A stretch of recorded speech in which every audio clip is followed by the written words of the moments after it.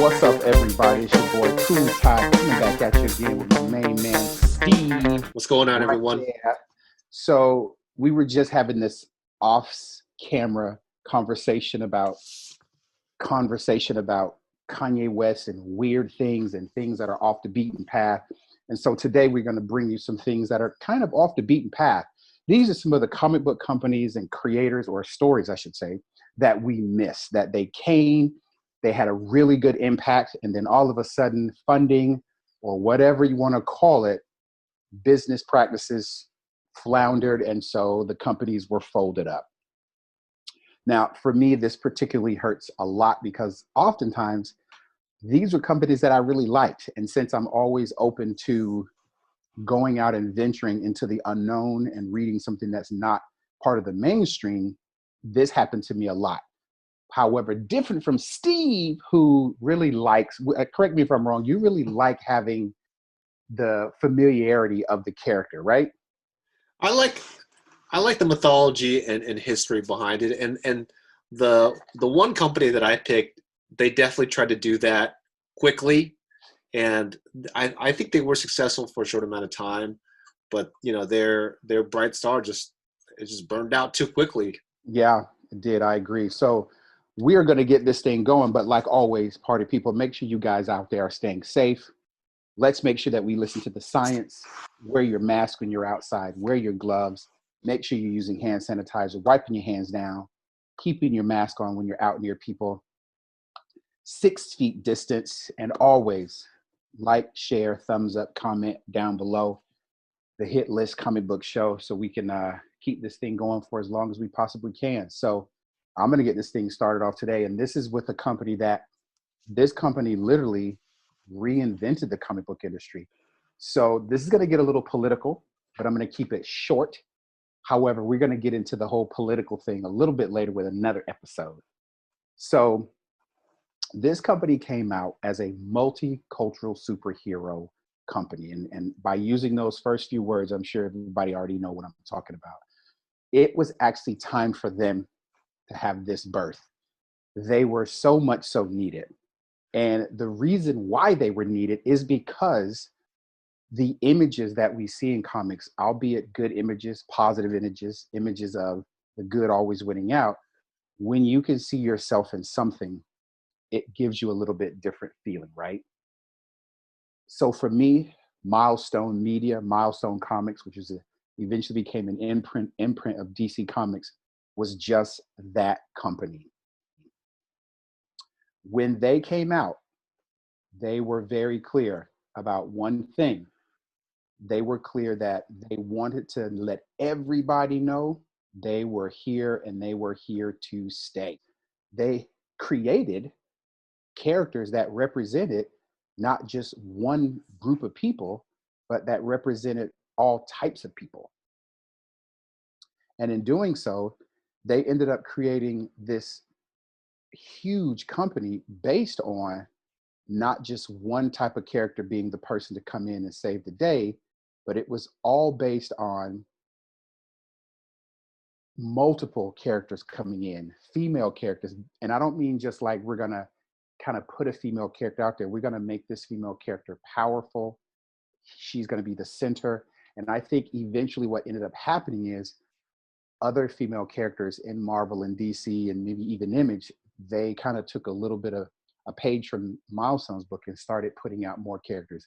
Yes, we've had characters like Luke Cage and the Falcon. Yes, we've had characters, female characters, Storm and Photon, or also Miss Marvel. Now she's binary. All these different names she's had. But Milestone put a little bit different spin on it. You know, one of their flagship titles was Icon. And of course, Icon was, you could compare him to, he was Milestone Superman. But the difference was his ship crash landed in the South during slavery. And so he has built up this entire persona of, I'm a black man, I'm hiding who I am, right? He actually was not adopted by a particular family. He just began to grow and be his own man. So completely different. I mean, some similarities to Superman, but mostly very different from Superman because he became his own man. And for decades and decades and decades, he hid who he really was. He had no desire to ever be a superhero. He had no desire to ever show that he was an alien because he had learned that by living in America, those things always bring pain, death, and drama. And so what he did was he hid it. And what he did was he acquired a massive amount of wealth by educating himself. And because he was an alien, he never got old. He just kept living generation after generation after generation. And this created a really good storyline for a, world's most powerful hero. And the reason why this is different than a Luke Cage or a Falcon is because this was him, man. And don't get me wrong, those other characters needed to come, but this was him. He was the star of the show. I think I got this comic book when I was in maybe high school. My cousin brought it to the house, and my brother picked up a few copies of it. And my brother and I, not major comic book fans, but we enjoyed something. We enjoyed entertainment, right? This kind of took us for a whim, right? And after reading this, it just made me realize that, oh my gosh, like this is powerful. It was so powerful that I would buy these books in triplicate, put them in stacks, and give them away to my younger cousins as like birthday gifts and holiday gifts and things like that. So it was really, really powerful. I'm sure you've read a few Milestone. I think I've read a few, and I think Yep. the most memorable for me was Static Shock, Mm-hmm. mainly because of the cartoon. I there we go. I definitely have seen a handful of the episodes. I probably have a book or two that I've read of Static Shock, and I've heard of Icon, but beyond that, I was not super familiar with it. So a good history lesson there. Which is your favorite book that came out when Milestone was That's very solo? hard. That's very hard because here we have Static Shock, and basically these were not these were not kids that have genes, or they have they were not metas. These were all heroes that were created during a chemical being exposed to a chemical weapon during a gang war in Dakota. So again, even the creation story is quite different than your average Marvel DC character. These were kids who were out in a gang war. Some were good, some were bad. Like Static, Virgil ended up being caught up in the middle of something where he shouldn't have been. Not a bad kid at all, kind of a geek, but the toxin that he was exposed to, or that many of these young people in Dakota, and all black kids, mostly black kids, a few white Latino, that were exposed to this, end up developing some form of power. And for him, he ended up developing power very similar to that of Black Lightning. So you get Static Shock. Static Shock was one of my favorite. I think I collected every single issue. Very sad to see it go. But what made Static Shock was really good was when they pitched Static Shock to the network. And I'm trying to remember the story that Dwayne McDuffie told, because he didn't actually pitch the story. It was someone else. He basically, you have to forgive me, and I thought I had it on top of my head, but they pitched it so that the networks couldn't turn it down. And so when Static Shock aired, it was literally the first Black superhero cartoon to ever air in a genre such as this, where it was the #1 highest rating. It ranked #1 in Canada.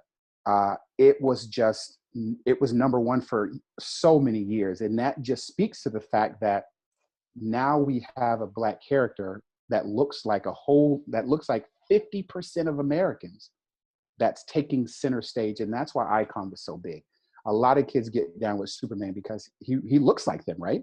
Well, now you have an Icon, you have a Static who absolutely positively brings home the power and the thunder every time. It won tons of awards.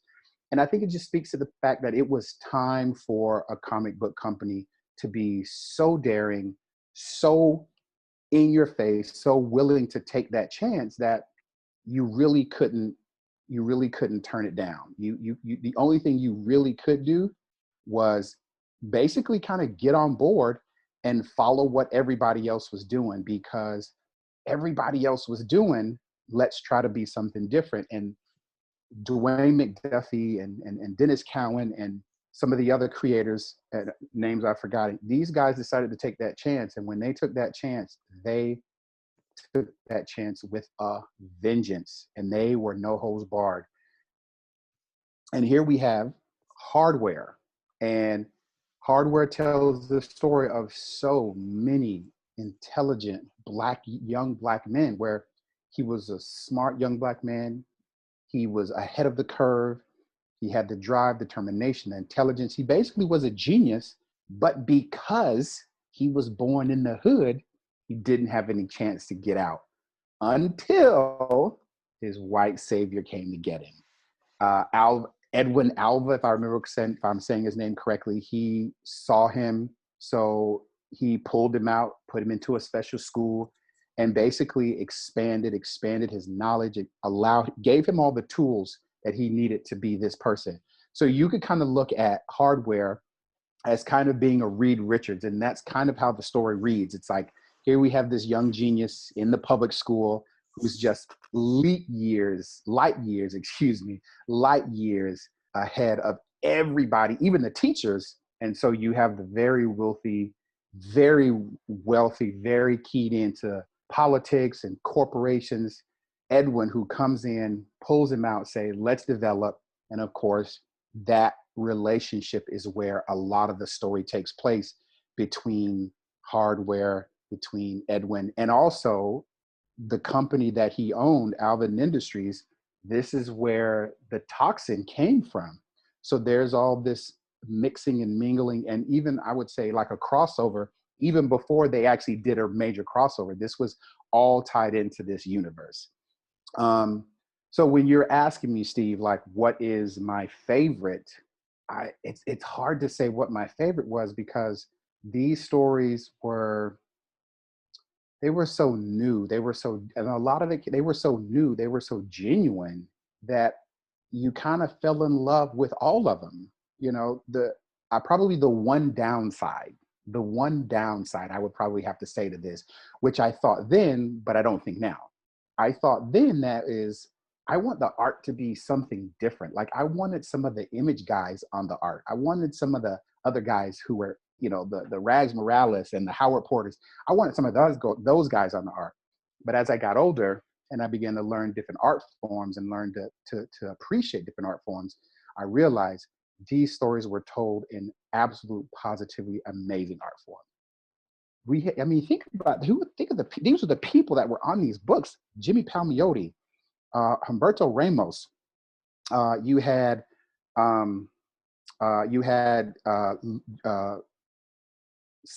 Walt Simonson doing covers. You had John Byrne. You had Ron Wilson. You had Dwayne McDuffie, Dennis Cowan. You just had a list of people who are like at the top of the game now, who these guys were putting in top notch. They were putting in top notch time to create this universe, so that way this universe would thrive and bring in more and more talent. And that's what they did. And you know, one of the other titles that was one of their key titles, and to you guys that they're watching, if you ever watch Fresh Prince of Bel-Air, these covers should look very familiar, because he had all four of these books framed in his beat. When he moved out to the pool house, he had all four covers framed. So every time he walked into the door, into the pool house, they were right there, every single episode. So if they look familiar, it's because, you know, the set people at Fresh Prince of Bel-Air knew what these guys were doing, and they decided to give them some love on the Fresh Prince of Bel-Air. So all the covers that you see, almost all, not the Static Shock one, these covers have been on, you know, Fresh Prince of Bel-Air for season after season after season. And Blood Syndicate was another one. This was kind of like your gang book.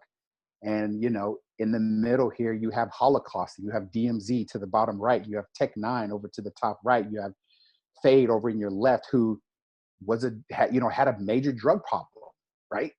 And it just spoke to so many. And this was a really good book because in this book, you had a white guy, you had a Latino guy, uh, you had someone who was gay, you had an alien, you had a militant, you had a guy, you know, Holocaust was the militant, you had Tech Nine, who was the Malcolm X, let's save the community, let's do things right, let's not just be a gang anymore.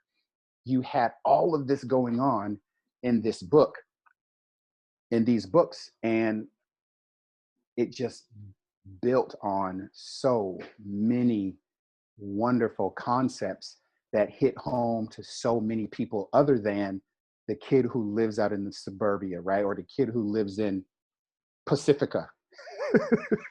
Are you saying that a wonderful concept is a gang war and gang bangers? A wonderful concept is for a kid to look at a book and see themselves and then see themselves doing something different than what being portrayed in other books. That was a great save. That was a great save. How do you think these characters would do now? The reason why I ask is because Miles Morales, very popular. Um, Riri Williams, very popular. But they're in the mainstream. They're in the Iron Man universe. They're in the Spider-Man universe. Right. You So know, having these characters, what if they weren't integrated like those two, for example? How do you think they would do? so I think that if there was not a Virgil, a Tech Nine, uh, a Hardware, Iron Butterfly, if these guys had not had the success that they had, I don't think, I think it might have been two things. I think one, they had to set the stage first for those of the characters to play major roles, for those of the characters have their main book, right? We all know the hate mail that Brian Michael Bendis got for creating Miles Morales. We all know the horrible things people said about not buying the book because it wasn't Peter Parker. We all know, same thing with, you know, why does there have to be a black female Iron Man or Iron Woman, right? We all know the things that those creators received negatively because of what they were doing. But because of Milestone, they realized if we just kind of tune all the craziness out and let the sales do their work and let's write really good character driven books, the naysayers will fall down. And that's exactly what's happened. The naysayers fall down. The books keep going. They're getting really good creators on the book. But more so, I believe, and I still think Marvel and DC flounder at this a lot. They have a book that's really good and they don't give it the time, recognition, energy, push that it needs. And of course, it ends in its 8 issues. And there are a few things, you know, Mr. Terrific, his title by himself, when Static Shock came over after they did the Reborn or the New 52 or whatever the heck it was called, one of those many different reboots DC had, they never gave it the time. But how would they fare now? They would fare masterfully now. But we're back at the time and the energy and the push is not there. And now I don't think it's going to happen because we're dealing with, you know, the COVID-19 and books not being delivered. And, you know, now we're into May, and Marvel and DC and Image are now going to start producing books, I think on the 5th or the 7th or something like that. I can't remember. They're going to start producing books in the coming weeks. And I think they projected it out to the 27th, 28th or whatever it is. But I don't think now there's a platform for them because I think now it's like, well, if the companies are thinking anything, they're thinking, well, let's trim the fat and let's produce all the books that are making the most money, right? I mean, logically, that's would be what it would be. So I don't think these guys coming in right now have a chance because I think they're underground, under a gun to produce major returns. And we know it takes time to build and build and build. I mean, you look at what Eric Larson did with Savage Dragon. He was very clear. I don't care if it sells one book or 1,000 books a month. I'm going to keep producing this book no matter what. And because he did that, look at the popularity. Todd McFarlane did the same thing. I remember at a point where you could find 50 Spawn #1s in a dollar bin. Remember that? They continued to push their property no matter what. Well, yeah, I think they also had that flexibility, And right? I I think, don't. and that's what, for me, what I saw Milestone do was Milestone push their property no matter what. They were going to make sure that their work got pushed out and was out all the time. And Yeah. I think by doing that,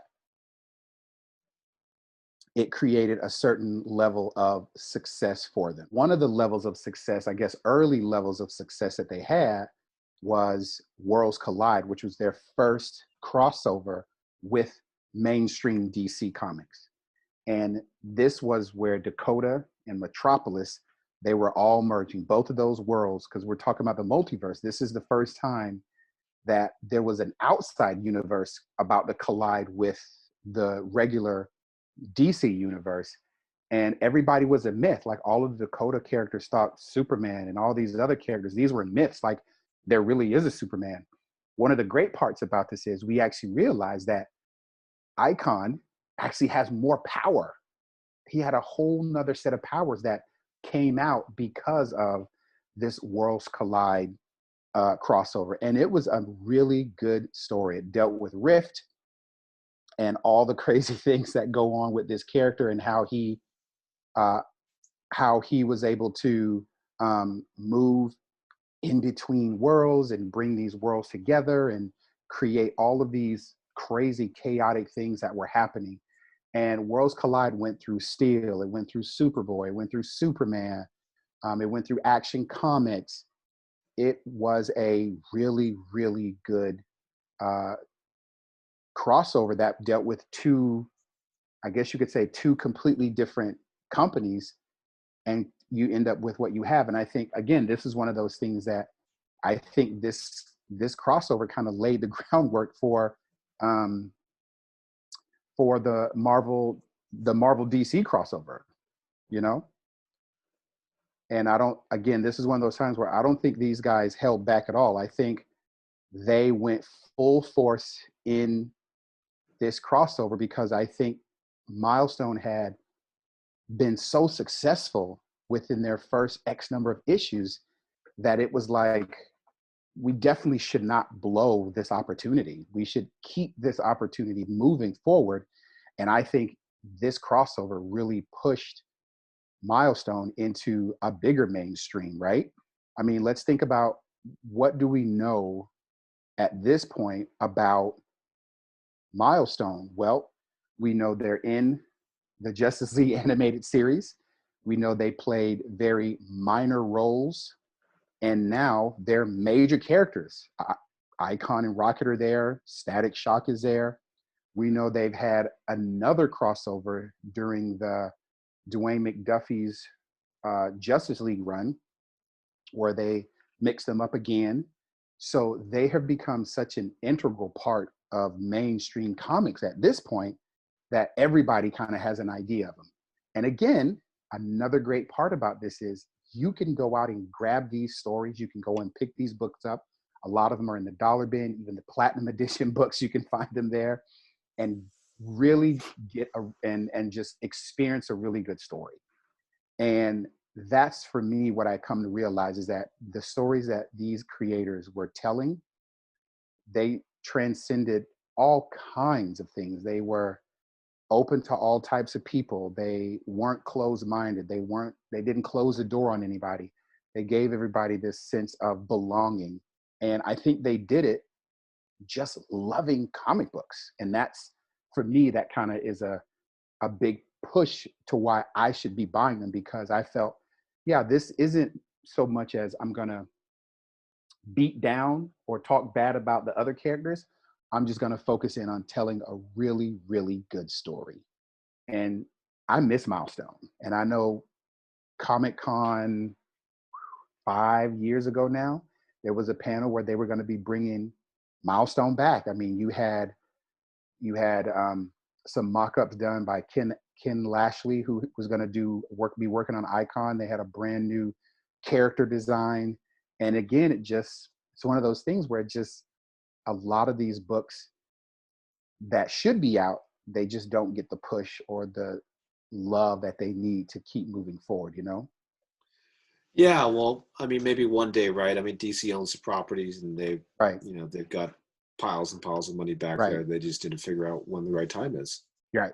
And again, I need to do some more research because I'm not sure if DC 100% owns Milestone at this point, or if the original creators still have rights to this property. That part I need to do a little bit more research on. Okay. But yeah, I thoroughly miss Milestone Comics. I actually have, it's not hanging up here. I actually have a really nice big splash page of Static Shock. It was hard finding some of the original art, man. It's even hard trying to get some of the original creators to sign these books because I haven't seen that many. And of course, rest in peace, Dwayne McDuffie, who died, who was kind of spearheading a lot of these stories and this whole creative thing. And of course, I want to give a big shout out to Lion Forge Comics, because that guy, or that company, they were the interns at Milestone, and now Lion Forge is following up exactly with what Milestone is doing. So you guys get out there, pick up some Lion Forge books as well. I'd be curious to see what they did, if they did some sort of relaunch. Like I said, I have a very little familiarity, mostly with Static Shock, but Mm-hmm. that hardware cover, I do remember seeing that hardware cover because the artwork really caught my eye, Yeah. especially with that one. What looked kind of almost had that like a little bit of realism, photorealism to it. Yeah. To admit, and I remember uh, having this conversation with some comic book store owners when we were talking about Milestone, and I would voice my, like, yeah, I just kind of wish that the art looked a little bit different, and he was like, man, listen, the people who are, and he had to tell me this, the people who were doing Milestone Comics in the beginning, they were true storytellers. They told a story that matched everything that was being written. And I think that was another major appeal to it. I think it's kind of like Valiant, right? People were kind of not really, they were kind of put off by Valiant, but because Valiant had so many popular names behind it in the beginning, you kind of ran towards it. And also Valiant wrote some really good stories. These guys at Milestone were major storytellers, and they told stories that were powerful, that were strong, and people loved them for it. Story. So I can't agree more about storytelling. That's storytelling to me is how I picked this company that I think they were way too short lived, and it's definitely a shame that we didn't see more from them. yeah. I'm talking about Mm, CrossGen Comics, there we go, baby. and I was, I agree with you wholeheartedly, brother. so CrossGen was around late '90s. I think they were around until the mid 2000s, and they were started by this. I think he was like a tech millionaire, Mark Alessi, Hmm. who actually recently passed away. I did not realize that. Yeah, he did. He passed away maybe a year, maybe 2 years ago Yeah, now. 2 years ago, and he just had this huge idea to have every book, 99% of the books, I think maybe 100%, all interconnected. They all shared this sort of same universe, and then you didn't realize that they were in different eras. There was all. It was almost like they wanted you to believe one thing, but there was a whole bunch of other stuff going on in Right. between. And the other interesting thing was because he had the bankroll at the time, he gave everybody benefits. He made it like a 9 to 5 job in a good way, where you would be just cranking out the great ideas, the great Right. stories, the great artwork. Scion was one of their flagship books. This was sort of their medieval genre. They had a few medieval genre books. Yeah. Sojourn was another one. Yeah. But Powerful. the whole idea was that there was this sigil the symbol that connected a lot of the main characters in all of the books, but in different ways, giving them different powers or different unique abilities. And the history part, which was what I was talking about earlier, which really sort of got me, was the fact that, again, they tried to blend everything together, and then you've got, frankly, to me, the stories were very original. Yeah. Insofar as what they were trying to do with, sort of the standard genres, like I said, Scion is sort of their medieval book, and you've got, sort of like a Game of Thrones type storyline with feuding medieval families. Mm-hmm. Another one of the books that I really enjoyed was Ruse. So that goes into their sort of detective mystery story book. Kind of, you got the Sherlock Holmes main character, and he's got a female assistant. It's set in sort of the Victorian era. Mm-hmm. A little bit more of the mystery side, detective, sleuthing, less superheroics. But again, someone here has that mystery sigil. So you've got sort of this. What is the connection here? Like, why do they have these powers, or what's going on? So there's this bigger story. It kind of reminded me of Lost. If anybody's a Lost fan out there, you'll probably know what I mean by that, because Lost had this feeling of, there's a lot going on that they're not telling you, that they're letting you use your imagination. Right. And I felt like they had Mark Alessi and the crew here. They had a really good plan. They just didn't have enough time to execute it. That's a really good way of looking at it. I would agree with you. Yeah, and so for me, they were, I don't know, maybe halfway through sort of maybe what they planned out, but it felt like it was really going somewhere, and they were sort of hitting their stride. Yeah. And then they unfortunately ran into, I think, some financial problems. Right. They ultimately got bought by, I think it was Marvel after Disney. They did revive a few books. They revived Route 666, which was their horror story. Horror, right? And Meridian, Kiss Kiss Bang Bang, which was like their James Bond. I mean, you think about the titles and the genres we're talking about here. If you've never picked them up, I don't know. My interest would be piqued, because you're thinking, how does this medieval books, these Game of Thrones books, and then you've got Sherlock Holmes books, and then you've got horror books, how do they all connect? And it's sort of it's a little bit of a loose connection, but there is some cohesion there, which I really liked. And then you definitely have some, at the time, they were pretty well-known people in the industry. Mark Waid, who wrote Ruse. I forget what else he wrote. I think he wrote one or two more books.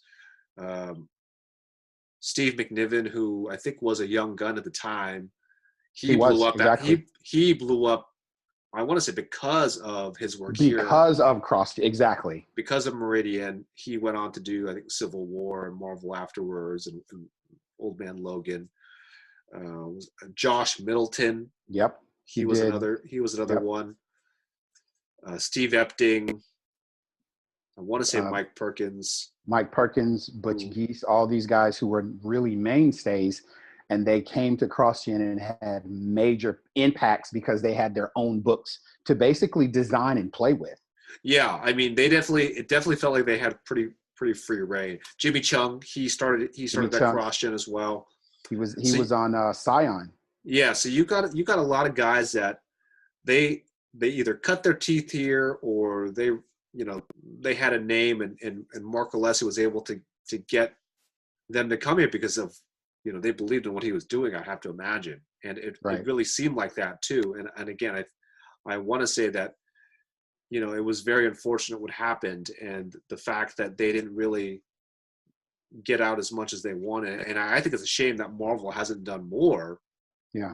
After they did that short little reboot. they did have a major crossover towards the end, and I think it was pushed. I think it was a little bit rushed because I think they knew things were going to end. So Right. that they did give us a little bit of closure, but I think I have nearly every issue in probably trade form, and it's definitely worth picking up. I mean, Right. it's obviously discounted right now with the popularity not at its height anymore. But a lot of good books, good for all ages. Most of them, I would say, good for all ages. Nothing super controversial. Just really fun stuff. Like you could easily make a whole like MCU series of movies, and it would do well. You could do them for kids or for young adults or whoever, and it, I would think they would be super popular. And I know they were talking about that with a few of the stories. I know that Yeah. there's one famous story with with Way of the Rat and Yeah. Steven Spielberg, Yeah. which didn't end well. Let's put it that way. You guys can Google it afterwards. But I think there was a lot of interest, and there was definitely a lot of opportunity and potential there. And I still think it's not realized. And somebody at Marvel just needs to open up the vault, and just basically, there you go. Basically, just say pick something and run with it. Right. And I'm glad you went into some of the movie properties because you're right. Way of the Rat was. So what I'm going to show you guys now is I'm going to show you some of my favorites. And he's so right. You take all of these books, even in different eras. Way of the Rat was a early China era book, like maybe in the early 700s. I don't know what period that would be, and it basically created this really amazing story with a sigil bearer. And the sigil bearer was this street rat. And this was, you're right, Steve, this was one of the first things they talked about becoming a movie. And I'm going to be honest with you, I don't even know what the story is or how crazy it went in the end. But where the rat was, it was, I, again, it was one of those stories where like, I was so intrigued because I do like the Chinese culture and the Chinese history. And when we talk about those old Chinese stories and, the old Han Dynasty eras, those things were just absolutely positively amazing. Another very good story that just, gosh, I loved it from beginning to end was El Cazador, and this was by Chuck Dixon and Steve Epting. It was literally a female pirate who took captain, and it was just stunning. The art was stunning, the story was stunning. But again, Steve told the right story. They were just getting going. And so by the time of El Cazador, and El Cazador was one of their titles they did later on, after they had already kind of established themselves at different conventions and in previews, and they were shipping all their books on time, and people were really getting down with them. El Cazador came later on at the end of their life, and it was an amazing, beautiful story. I mean, if you think about Pirates of the Caribbean, just put a darker twist with no humor, you'll have El Cazador. And a female And lead. this, and again, we're back to that where these companies took characters that normally wouldn't be strong, powerful. Like I'm trying to, and again, didn't read a lot of the older stuff in Marvel or DC, but I'm trying to think what was the older Marvel DC character, and you guys out there listening, where there wasn't a strong, powerful female lead in her own book, not as like Storm eventually becoming leader of the X-Men or a very strong Miss Marvel, but before now, what was a very strong book? And I can't think of any that really they put the time and the energy and the effort in like I think these guys here did. My penultimate CrossGen book is The Path. I was just coming back from living in Japan. I was in Florida, so I actually went to the CrossGen studios. They were outside of Tampa, I think, in Oldsmar, Florida, and I got to meet everybody. Got to meet Mark Alessi. I got to get book signed. That's where I first met Jimmy Chung and all these other guys from, and uh, they were the concept of this company was right. Like instead of everybody mailing all these images and eventually became emailing these images, right? Let's put everybody in house. Let's get everybody full benefits, a full salary. Whether you do 1 book a month or you do 10 books a month, you're going to get your full salary. And that just had the appeal of let's do it. But again, I think they got their legs kind of cut out from under them too soon, too fast, and they weren't able to go on because this company was really set up to go they should be running, their 20, 30, 40 year anniversary. And that's how the company was set up. And that's how everybody saw it. And it just didn't make it. And it's sad to see that they go. And, the path was done by Bart Sears and Ron Mars. And those guys are pure storytellers. Bart Sears has a long history in Marvel and at DC, and Ron Mars just creates. The dude writes, we could have easily given him an honorable mention out when we talk about writers in the comic book industry. He created this story of, two brothers, right? One a monk, one a warrior. And the warrior is the top warrior for the evil general. And war ensues, and then the monk becomes the warrior. And I don't want to spoil it too much for you, but from there, you will read such an interesting story. I don't think they took their foot off the pedal. I think they were told, go, go, go, and let's just see what happens. So I miss CrossGen, man. And I think I picked up everything that they had. So here's some fun facts about CrossGen. I don't know. Do you know any fun facts about CrossGen, Steve? I do not. I got some good ones, man. Let her rip. I got some good ones. So fun fact about CrossGen. So if you look at this cover, if you look at the African-American male in the back, that's actually Marcus Jones of the Tampa Bay Buccaneers.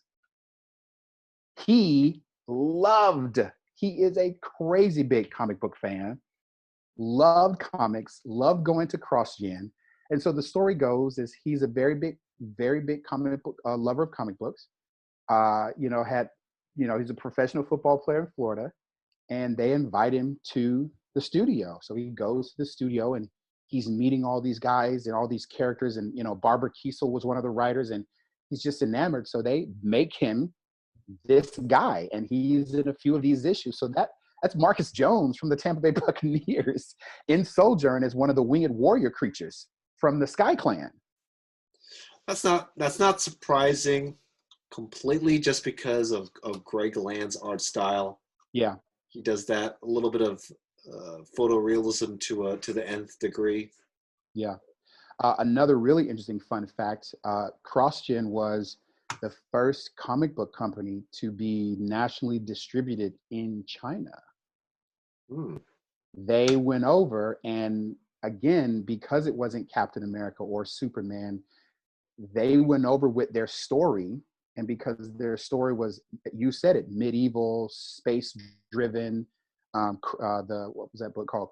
Chronicles, can't remember the last name of it. You have Scion. These stories were just really good stories. They weren't pro anything other than being a good person. They got a very big contract to begin to distribute throughout China, and that's what they did. It's just really interesting. I mean, you have John Smith, one of the managers of the studio, in one of the sigil books.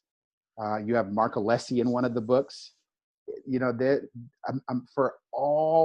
For everything you can think of, this comic book company was set up to be successful, and it just didn't happen. It's really crazy. I think the common theme across the companies that we're talking about, and definitely CrossGen is no exception, is that you're trying to create history from scratch, when Marvel and DC, they have history that is actual history, right? From the 40s, from the 30s, from the 50s, right. Which that is very tough to compete with. They've got a fan base that spans generations. Yeah. So I think you factor that in, and I think CrossGen knew that. They knew that that was something big to compete with. So that's why I think they hit the ground running too, was that they needed to do something fast. They needed to churn stuff out consistently Mm-hmm. with professionals, which is where they brought in those, Those the veterans. expert, the veterans, Mark Wade, Butch Geis, Ron Mars. But I think what they also didn't factor in was, are they going to have the finances? Can they keep on schedule? Can they really grab the reader's attention, for every issue? Because that's what they needed. That's what they really needed to do. Right. And I think some of the books were more popular than others, but I don't know how well they sold compared to some of the Marvel or DC mainstays, which I think is the challenge. And I think if you're thinking about that from the perspective of you're starting your own comic company, you got to think about that. How do we compete with history like that? Do we go a Milestone route where we just take a completely different angle? Right. Do we do CrossGen where we just pull every genre that we can think of and put a good story behind it? It's tough. I mean, Yeah. do we have anyone on the list that's been longer than 5 going on 10 years? I think Milestone and CrossGen would be the top companies that I think people really, really miss because they had such a major impact, but they had the staying power. Yeah. And whether it was all finances, whether it was management, maybe it was a mix of all of those things. And I do hear some things about CrossGen where, people stop getting paid. And when people aren't being paid, it's difficult to crank out. And, people didn't want that confinement anymore of being there. So maybe it was a very good experiment that just wasn't supposed to, I don't even want to say wasn't supposed to last, right? Because when you guys go out and pick up some of these CrossGen books and take a minute, I'm sure you can find some, or you can find a run somewhere, really dive into these stories, and then you'll see the appeal. CrossGen somewhat revolutionized the trade paperback industry where they were printing Forge and Edge. And Forge was like 1 or 2 issues of, so they had Group A and Group B. So, and I don't remember exactly which was in which group, right? But Forge was Group A, and let's say Edge was Group B. So you have all the individual comics come out each month, right? Of all of them. And then maybe 2 months down the line, you would get an Edge or a Forge trade paperback, 195 pages, 205 pages, and it would be 2 issues of everything from Group A. So if you didn't buy the individual book, you could flip through each month or so, and you could pick up the trade and read the whole story if you didn't want to just get it and you want to get a taste of everything that was going on. Same thing with Edge. And I know this was crazy, man, because these books were perfect for the classroom. They were perfect for students. They were perfect for anybody hopping on a plane. Because I know I would actually go and pick up, there was a time where I would actually go and pick up a trade paperback every time I was taking a flight. And I was flying quite a bit at one point.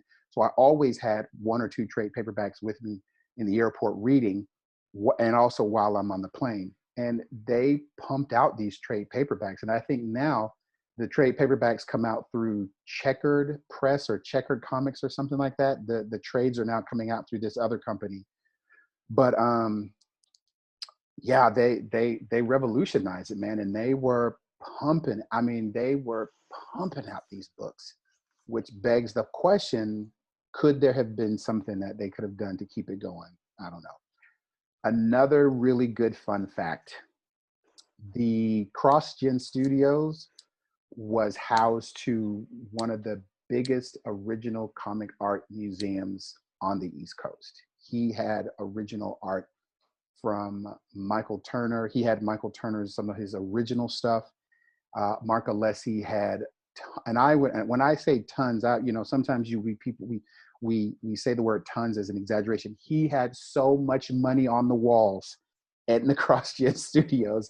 It was insane, and he was a major collector. It's crazy because all of that stuff, man, that whole CrossGen stuff all got sold to Marvel for like 1.5 million. And it killed me when I heard that. It just killed me when I heard it. I was like, whatever.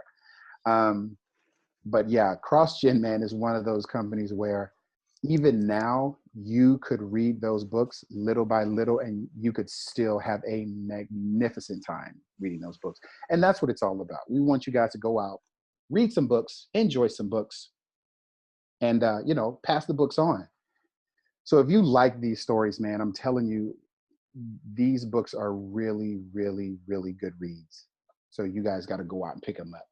My favorite CrossGen books. Oh, I didn't ask you that, but go ahead. It sounds like didn't. It sounds like you want to share, though. I do want to share, and then I want you to go after. So my favorite CrossGen books that I think if you go out and pick up, you will absolutely love. Pick up Way of the Rat. Pick up The Path. Pick up Sojourn. Pick up El Cazador. Very short, but also a very, very good read. So I think if you pick up those in the beginning, those 4 will get you started off right. And there's one more you got to pick up. You got to pick up the first. They are the sort of Greek gods of the CrossGen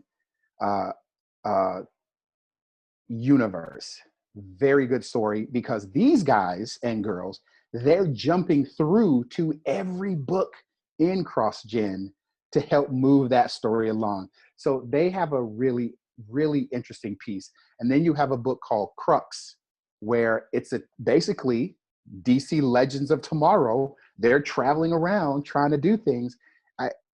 It's all good, man. It's all good. But I would say pick up Way of the Rat, The Path, Sojourn, El Cazador, and the firsts. And I think you'll be good. And then, you can go from Sigil, Scion, Meridian, Silken Ghost. You can go into the Chronicles. You can go into, there's so many you can go into. A lot of positive stuff out there for you to enjoy. What about you, man? What's interesting? I don't think I picked any of those as my favorites. And I think it's because I thought the books that I picked, I thought they were so different. They had a really interesting spin on them. Even though we're talking, I'm definitely more of a traditionalist when I think of Marvel and DC stories that I like. So I'll start with Route 666. Mm-hmm. Their one and only horror book, which I thought was just interesting. I don't really follow horror, but the way they wrote it, I forget who the writer was now. Anyways, the artist was Maline. Yeah, I can't think of his name. Yeah, Molina. And then Molina, Ruse. right? Yep. Ruse, the detective book that I was talking about earlier. Negation. Negation. Oh, yes. So Negation was their like space military. Excuse me. Sort of like you're sort of trapped in this weird space arena, and you got to figure a way out. I had one more that I was thinking of too.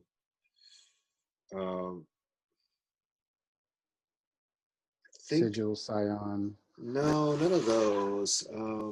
Solus. Not Solus. Solus was the George Perez book. Was the young girl coming into her own. That was Meridian.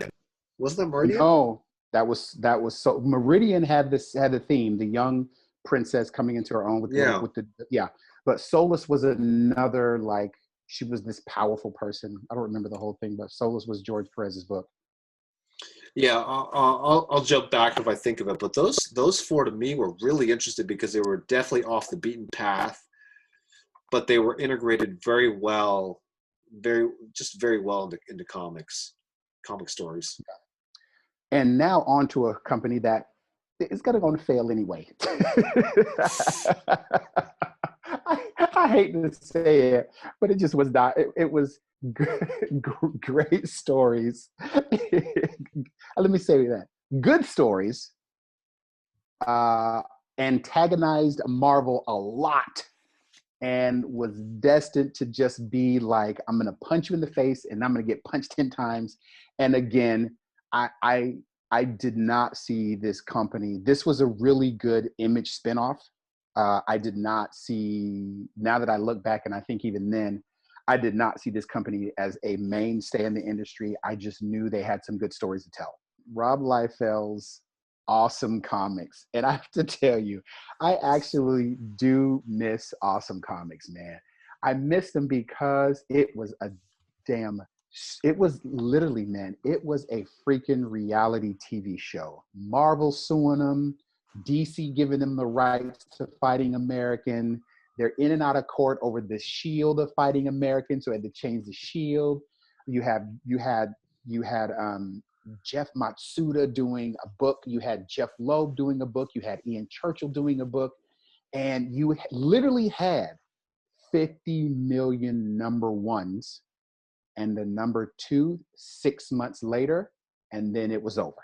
Like, the only thing that kept moving was Coven. They did their I think it was a 6-issue run. Fighting American was 3 or 4, 5-issue series or something like that. And I think Fighting American was their flagship. And I think they were their flagship because it kept their name in the newspaper. It kept their name in the pop culture industry. It kept their name on all of the comic book creators' mouths, because Rob Liefeld was just at his peak. And I think it was a good piece of real pop reality TV is what I think it was. I mean, if you look at Fighting American, they had Stephen Platt. I'm saying his name right? Stephen Platt, who kind of got out of comics later on, who was doing Fighting American.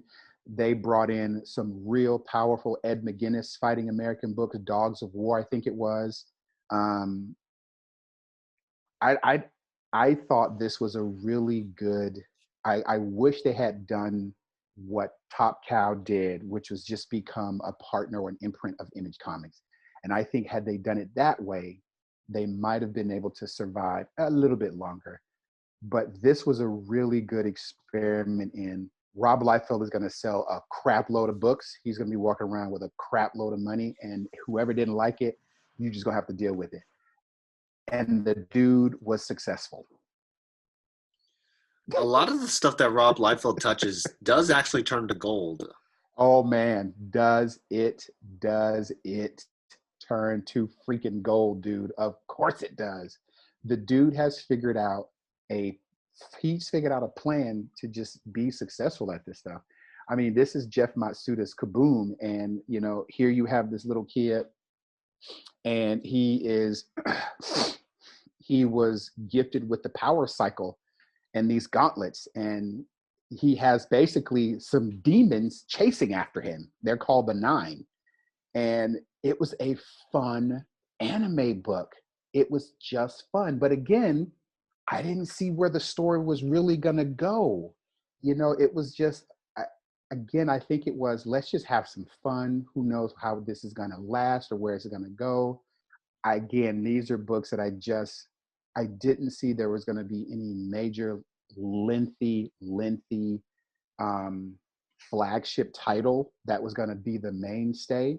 I think the whole Fighting American thing was just a good ploy to fight Captain America and put out really good Captain America stories. And that is exactly what they did. Kaboom was just a pure adrenaline fun story of a kid on a dang motorcycle being chased by some demons. How about Alan Moore? Oh, I'm getting there. Okay. Getting there. And here it is. I'm getting there. I was getting there. Alan Moore writing Judgment Day and Supreme. And so Alan Moore had basically like 12 issues, concepts, ideas already written. And all they had to do was draw the dang books, and it didn't happen. But you put, look, it's Alan Moore at the top. And so this was basically a murder mystery. And within the murder mystery, someone from the, you know, the superhero community was accused of the murder. And so they're now going through trying to figure out what happened, what happened, how it happened. And Alan Moore was writing this story, and it just didn't gel, man. It started to fall apart. They just, for me, they just never really got off the ground. It was, again, you go back to those big muscles, big stories, trying to do well, some really good writing, but it kind of floundered. If you had to have two flagships, this would be the other book. So Fighting American would be one, and The Coven would be the next. And this had no breaks. It told a full story. It gave background. The art was beautiful. Jeff Loeb wrote an amazing book. Ian Churchill, this was his book. He did really good art through the whole thing. It was really early on, and I don't think at this point, I think this turned me on to Ian Churchill and Norm Ratman as a comic art team. And I mean, you just look at it, it had some horror, it had some demons. This dealt with the story of Cain and Abel, the two brothers that were warring, and that's what the book literally was about. Two brothers, descendants of Cain and Abel, and how they're dealing in today's society. And there was witchcraft, and you have a demon, and then you have this young lady on the bottom right. Again, one thing I think these companies have in common is the heavyset African-American woman on the bottom right was one of the leads in the whole story. And that's something that all of these companies had. They were doing something different. They were putting, and as I think about it, they were putting powerful leads, powerful female leads, or characters, of color in the center, where it drew people in, where that wasn't necessarily happening over at the other companies. I would tell people to go get Coven and read it. The artwork is amazing. The story is really good. You know, it's got some witchcraft, it's got some demons, it's got vampires, it's got it's got a little biblical history to it. It's got a little bit of everything for it. And it's like, if I remember correctly, I think there were 2 volumes, and they both went to maybe 6 issues or so. So you could really get down with these books, man. And I think, do you remember you actually got my Coven book signed for me? I vaguely remember that. And the thing that stands out to me with Awesome is really Jeff Loeb, because we're both big fans of Jeff Loeb. Yeah. And seemingly, and I am not super familiar with Awesome, so the timeline to me is definitely muddled. But where was he in his career when he was writing there? That's a good question, because I think I began to pick up Jeff Loeb mainstream books after this. I was not, and I'm trying to think, and I know he had done some stuff, but where was he in his career when he was at Awesome? I honestly couldn't tell you. If it's me, and again, I wasn't a major collector early on. If it was me, he was like right at the beginning, and I think this kind of put him across to do that. But I'm not exactly sure. And if you guys out there listening know, have a good idea where he was in his career around that time, definitely drop us a little note down in the comment section. But you're right. He told some stories, man. And I felt like here's a perfect example. I felt like this was a great resume for him to say, look how good I am. I felt Dwayne McDuffie was like, look how good I can write Milestone books. Jimmy Chung was like, look how great I can draw Scion, this comic book. Josh Middleton, Steve McNiven. These guys, it almost comes across as these were their resumes into being, and these guys became young guns, right? They became young guns for Marvel. Yeah. It's kind of like, here's our resume. We're going to run free with it. Watch what happens. And everything they touched was go. I mean, Rob Liefeld, he's going to put a Dynamic Forces, a foil cover, and extended this, variant after variant after variant after variant, and Image made a craptaculous amount of money off of variant covers. And I'm It glad you was brought time. that up. I'm glad you brought that up because essentially, Awesome Comics is an extension of what he did with Extreme Yes. Studios at Image, right? And so when he Hmm. left Image, he still needed to produce and create books Right. somewhere. So that's how Awesome was formed. So I think yes, there is probably a point where he is probably taking a few swings at Marvel. But on the flip side, I do think he is trying to be, he is trying to exercise some of his creativity there too. I agree. I mean, let's be clear. He, I think the one thing people miss about Rob Liefeld, and I've actually, come to his defense a few times because I do like the guy. I like his creative mind. He is I think his creative mind is working so fast, and he just puts it all down on paper. I don't think he worries about what's going to happen on the flip side. He's like, I have an idea, let me put it down on paper. I have the artistic ability, I have the following, let me just do it and see what happens. I Right. think his creative mind is so far ahead. I think people miss that. I think people miss the fact that this fool keep creating characters and characters on top of characters on. I mean, look at Major X. Like, who in the hell would think that in 2019 he would still create an X-Men character that would sell out, that would still be hot? Nobody. Jim Lee can't do it. You can't name a brand new Jim Lee character. Rob Liefeld, he's the only one. Mark Silvestri hasn't done it. Uh, Jimmy Valentino hasn't done it. Uh, the only person who has done it so far is the newest member is Robert Kirkman with his whole universe. He's the only one that has produced as much new, deep, authentic characters that people care about. Jim Lee, great artist, don't get me wrong. The dude brings in the funk, but he doing what everybody else did. I want to see Jim Lee do something brand new.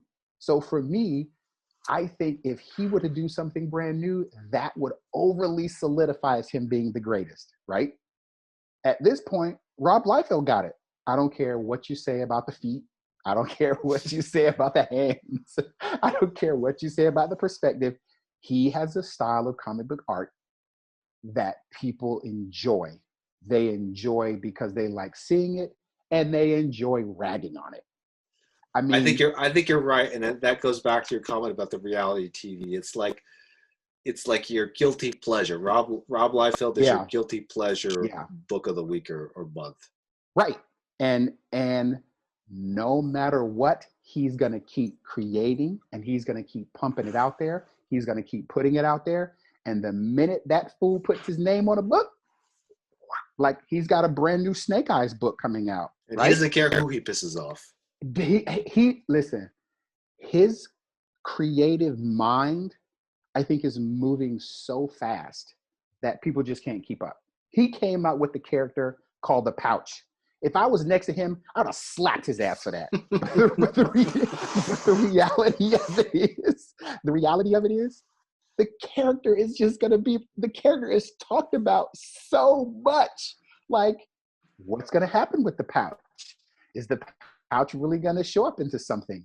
And then I will turn around and slap myself because I would be like, why are you questioning this fool? You know the caliber of work this dude could put out. You know what he does. So I'm excited about his Netflix stuff. I'm excited about the stuff that gets canceled and he's going to do something different. I'm excited about he's working on a brand new team. I'm excited about that book. I'm excited to see who's going to want to pick it up. I'm excited about the Netflix cable or profit, excuse me. I'm excited about what the hell's going to happen with all this stuff. The dude is relevant. The dude is going to continue to be relevant. But that was the whole premise of Image Comics, which we're not talking about Image, we're talking about Awesome.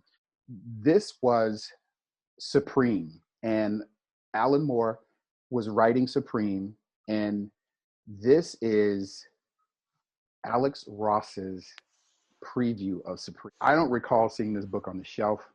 I only saw this book either online, I saw it at conventions, this book has some amazing Alex Ross pieces. And it's just the thing, like here's Alex Ross doing an awesome book. What? Awesome was they were ready to fight with their dukes up for real. They weren't trying to to back down from not their person. I don't think Anyway, I don't think Rob Liefeld was playing, but again, I think there was a mix. I think there was a mix of let's try to run a business, but also have fun, and that yeah. that ultimately can backfire on you, and also can draw Hmm.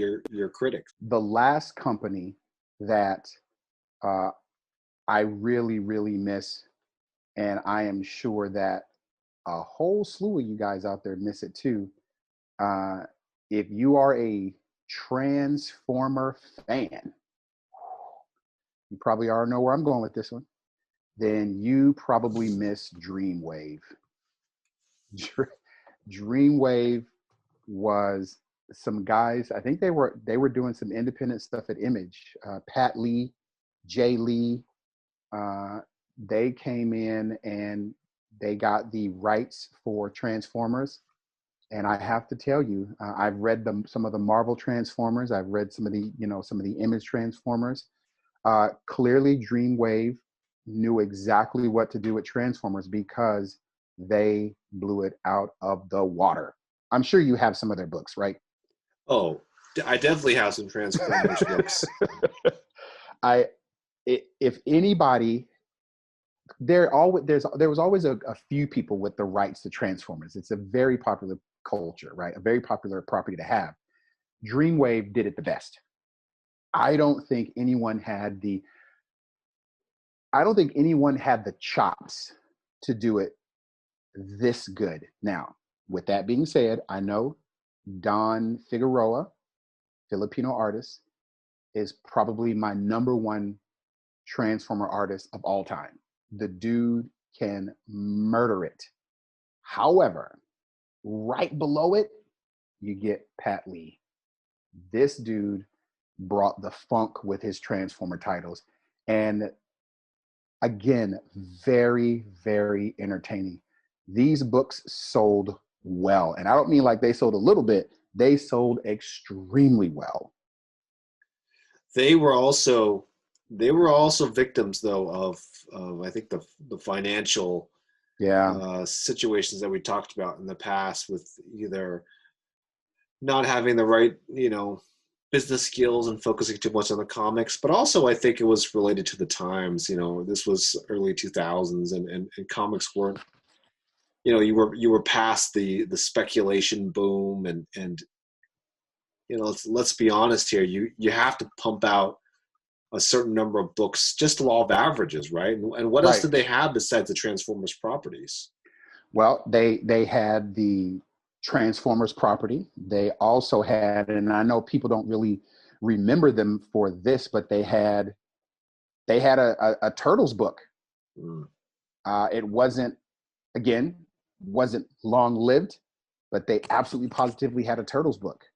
And this was I recall reading a few of it, but it wasn't one of the titles I picked up. I was definitely more into their Transformers books, but they did have the rights to the Turtles at one point.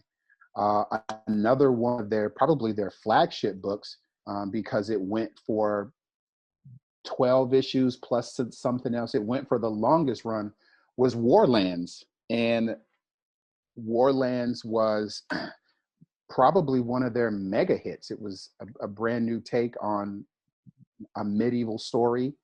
And again, it went the longest because Transformers went for, I can't remember how many issues, but then it kept starting over, and it didn't start over, sorry, they had other volumes of it, and then they had the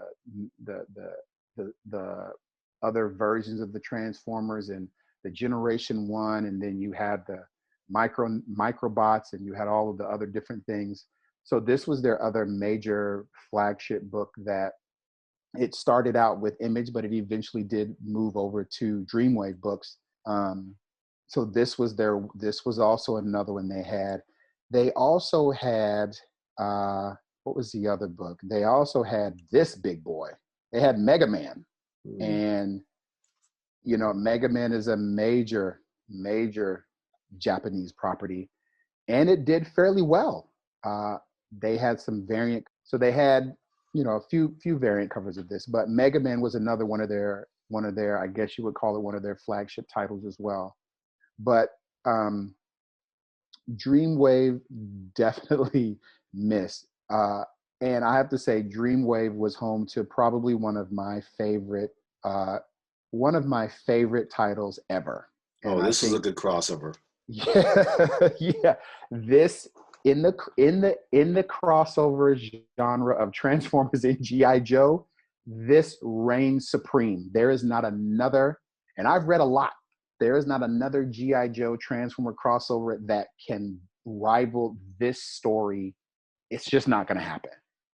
This Transformer GI Joe story by Johnny Ryburn and Jay Lee. This story was dynamic. I mean, just Jay Lee's panels alone, without the writing, were sick. It told the story. You literally had to read. I mean, you literally had to read it in the daylight to really get a clear understanding of everything that was going on, because his ink washes were deep, the fight scenes were deep, Snake Eyes was deep. You literally had to make sure you had enough light to see it, because there were so many pieces that were hidden that you'd miss it if you were in like low light and you didn't get it. Oh, this story was beautiful. Absolutely beautiful. This cover makes me want to reread it again. I might reread this before the next show, because this was. I completely agree with you on that. We're getting a little off topic, guys, but pick up this story again. Yeah, Yeah. it's almost a period piece, and it Yeah. makes perfect sense for Transformers and GI Joe Yeah. to not be in the modern day. Right. This tells a story of exactly what would have happened had they crash landed back in the day when, you know, Cobra was trying to, you know, be part of the Nazis and break away and do its thing. And I don't want to give too much away, but you gotta, if you like Transformers GI Joe, you have to have this story in your collection, because it is a banger of a story. I I don't know what else to tell you guys other than go out there and get that book. It's a really good book. And I'm telling you, that is, between the GI Joe Transformers was probably my number one thing from them when it came out. Before that, it was definitely my Transformers, but the GI Joe Transformer story completely took over. And this is how good it was, man.